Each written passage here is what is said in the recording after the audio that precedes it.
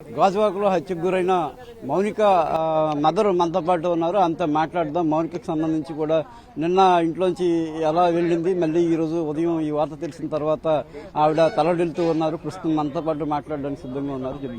చెప్పండి, మౌనిక నిన్న ఇంటి నుంచి ఏ టైంలో బయలుదేరి వెళ్ళారు, ఏమని చెప్పారు, మీతో ఏం మాట్లాడారు? నేను ఫస్ట్ చర్చికి వెళ్ళిపోయానండి. ఇద్దరు పాపలను టిఫిన్ తిన్నారు. తిన్న తర్వాత ఈ పాపకు చెప్పేసి బయలుదేరింది. తను చెప్పమ్మా, నువ్వు ఏం చెప్పింది? అక్కడికి వెళ్తున్నట్టు ఈవెంట్కి వెళ్తున్నానని చెప్పింది. ఈవెంట్ అంటే అక్కడ చెప్పాను, ఎక్కడ చెప్పలేదు ఈవెంట్ అన్నని. సాయంకాలం ఈవెంట్ ఎక్కడ అంటే బీచ్ దగ్గర, ఆర్కే బీచ్ దగ్గర అని చెప్పింది. అంతేనండి, అంతే చెప్పి వెళ్ళింది. మేము 11:15 ఫోన్ చేస్తే ఫోన్ రింగ్ అయింది మార్నింగ్. తర్వాత నుంచి ఫోన్ చేస్తే స్విచ్డ్ ఆఫ్. ఎప్పుడు ఫోన్ చేసినా తను వెంటనే చేసి బిజీగా ఉంటే బిజీగా ఉన్నాను, తర్వాత ఫోన్ చేస్తానని చెప్పేది. అలాంటిది ఇంకా ఫోన్ అప్పటి నుంచి స్విచ్ ఆఫ్. ఏమో ఛార్జింగ్ అయిపోయిందేమో అనుకున్నాం మేము. రాత్రంతా వస్తుందనే చూసాం, రాలేదు. ఎక్కడైనా ఎక్కడ ఉండేదే కాదు. ఆయన ఉన్న ఇన్ఫర్మేషన్ ఇస్తా కదా, అసలు ఇవ్వలేదు. ఇంటికి వస్తుందని మార్నింగ్ దాకా చూసుకుని ఉన్నాం. చెప్పండి, మార్నింగ్ మీకు ఈ విషయం, ఈ మౌనిక హత్యకు సంబంధించిన విషయం ఎలా తెలిసింది? మార్నింగ్ నేను పడుకుని, అంటే రాత్రంతా పడుకోలేదు, మా పాప కోసం ఎదురు చూస్తున్నాను. ఇక మా పాప ఏమొచ్చి ఫోన్ తీసి చూడగానే మెసేజ్ వచ్చిందంట, మౌనిక డెడ్ అనేసి. అప్పుడు వెంటనే ఏడ్చుకుంటూ వచ్చింది నా దగ్గరికి. వంట చేస్తుంది తను. ఏడ్చుకుంటూ వచ్చి చెల్లిలాగా అనేసి అనగానే అప్పుడు నేను ఏడ్చుకుని మా అబ్బాయికి చెప్పాను. అప్పటికే ఊపిరి ఆడటం లేదు, నాకు కాళ్ళు చేతులు సెవర్ అయిపోతుంది. చెప్తే అప్పుడు వీళ్ళకి కూడా ఎవరు ఫోన్ చేసి చెప్తే అందరం కలిసి స్టేషన్కి వచ్చాము. రవీందర్తో పరిచయం ఉన్నట్టు ఇప్పుడన్నా మాట్లాడుతున్నట్టు కానీ మీకేమైనా సమాచారం ఉందా? సార్, అటువంటివి ఏమి లేవు. మా అమ్మాయికి మాత్రం అటువంటివి లేవు. సంబంధాలు, తప్పుడు సంబంధాలు గట్రా ఏమీ లేవు.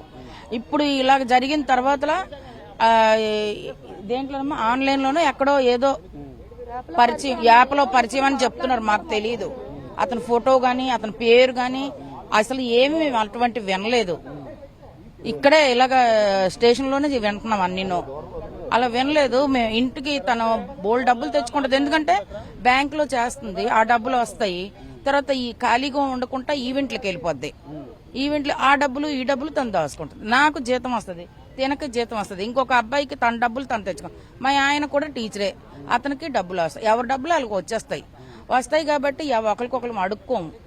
అయినా సరే మా పాప నాకు మందులు తెస్తుంది, నెల మెడిసిన్ అది మందులు తెస్తుంది, కాయగూరలు ఆకుకూరలు, అప్పుడప్పుడు చికెన్ మటన్ అన్ని తెస్తుంది.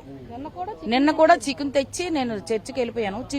చికెన్ తెచ్చి ఆ లక్కకి ఇచ్చేసి టిఫిన్ తినేసి వెళ్ళిందంట. సరే వచ్చేస్తుందని మేము ఎదురు చూస్తున్నాం. ఏమాత్రం ఛార్జింగ్ అయిపోయి ఉంటది అనుకుంటున్నాం. ఇంత 12 దాటిందంటే ఒకవేళ లేట్ అయిపోతే అక్కడ ఉండిపోయారేమో ఈవెంట్ లోని అనుకున్నాను. తెల్లవారితే 2 విధాలుగా ఆలోచించి ఊరుకున్నాం మేము. ఊరుకున్న తర్వాత ఉదయం తెల్లవారు 7:15-7:30 తెలిసిన తర్వాత పరిగెట్టుకుంటూ ఇక్కడికి వచ్చాం. న్యూస్ ఇప్పుడు ఈ డబ్బులకు సంబంధించి ఏదో అడుగుతుంది నన్ను, అందుకే చంపేశానని రవీంద్ర పోలీసులకు చెప్పాడని అంటున్నారు. పోలీసులు అంటున్నారు, మీరే అంటారు? లేదు సార్, డబ్బులా తన దగ్గరే బోల్ డబ్బులు. తను ఏం చేసుకుంటది? బోల్ డబ్బులు తన దగ్గరే. ఎవరికైనా అప్పు ఇచ్చే రకమే గానీ తన ఏమి ఒకరికి డబ్బులు అడగదు. నేను చెప్తున్నాను కదా సార్, ఎవరి మట్టుకు సంపాదించుకుంటున్నారు, ఎవరి ఖర్చులు వాళ్ళు తెచ్చుకుంటున్నారు. ఎవరిని ఏమీ అడగవసరం లేదు. మాకు కూడా నాకే మందులు తెస్తుంది, ఇంటి కూర ఖర్చులు అవి చేస్తుంది. నాకు కూడా డబ్బులు అడగదు. మా డబ్బులు మాకే సరిపోతున్నాయి సార్. అంటే ఇప్పుడు మౌనిక ఇలాగా పలానా అతను రవీందర్తో పరిచయం ఉన్నట్టు ఏదో మాట్లాడుతున్నట్టు కానీ ఇప్పుడు మీకు ఇంట్లో ఎప్పుడు అలాంటిది రాలేదు? ఇంట్లో ఎలా ఉండేది మౌనిక? ఇంట్లో మామూలుగా ఉండేది. ఎప్పుడు మా పాప చిన్నప్పటి నుంచి ఎలాగ ఉండేదో అలాగే ఉండేది. నిన్న కూడా టిఫిన్ తినేసిన తర్వాత నేను బాయ్ చెప్పేసి వెళ్ళిపోయాను. వాళ్ళ అక్కకి బాయ్ చెప్పి తను వెళ్ళిపోయింది. ఏం తేడాలు ఏమి లేవు, మార్పులు ఏమి లేవు సార్. నార్మల్ గా ఉన్నది. ఈవెంట్లకు వెళ్ళడం, డ్యూటీకి వెళ్ళడం, ఇంటి దగ్గరకు ఉండడం, అంతే. మామూలుగా లైఫ్ పట్ల ఎలా ఉండాలని కోరుకోవడం కానీ ఎప్పుడైనా ఏదైనా చెప్పేదా మీకు? లైఫ్ భవిష్యత్తులో ఇలా కావాలనుకుంటున్నాను, ఇది జరగాలనుకుంటున్నాను? మేమే అడిగాము. మేము అడిగినా తను చెప్పలేదు. ఎందుకంటే అలాంటివి లేవు అనేసింది. వాళ్ళ నాన్న తనకు సంబంధాలు ఈ పిల్లకి ఆ పిల్లకి చూస్తున్నారు, సెట్ అవ్వటం లేదు. అంతేగాని తను ఏమి ఇలాంటి పాడు పనులు అవి చేస్తుందని నాకు మాత్రం నమ్మకం లేదండి.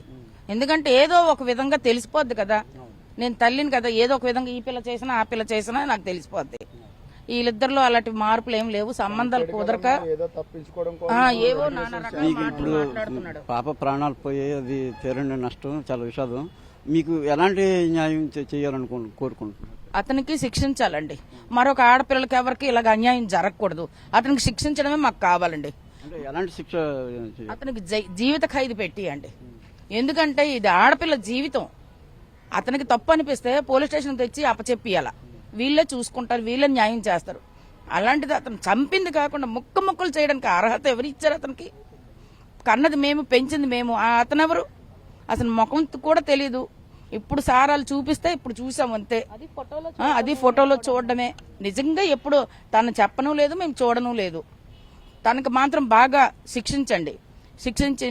తర్వాత మనం పవన్ కళ్యాణ్, ఎవరు ఆవిడ పేరు, సునీత మేడం, అనిత మేడం మాకు న్యాయం చేయాలని కోరుకుంటున్నాను.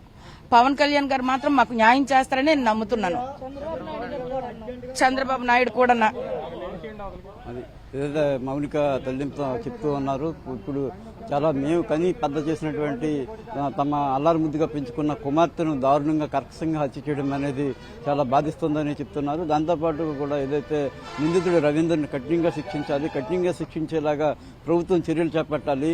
ఏదైతే డిప్యూటీ సీఎం పవన్ కళ్యాణ్, అదేవిధంగా హోమ్ మినిస్టర్ అంతా కూడా ఈ కేసు పట్ల దృష్టి సారించి నిందితుడికి కఠినమైనటువంటి శిక్షలు విధించేలాగా చర్యలు చేపట్టాలని ఆమె కోరుతున్నారు. కెమెరామెన్ నరేష్తో విక్రమ్, 10 టీవీ, వైజాగ్.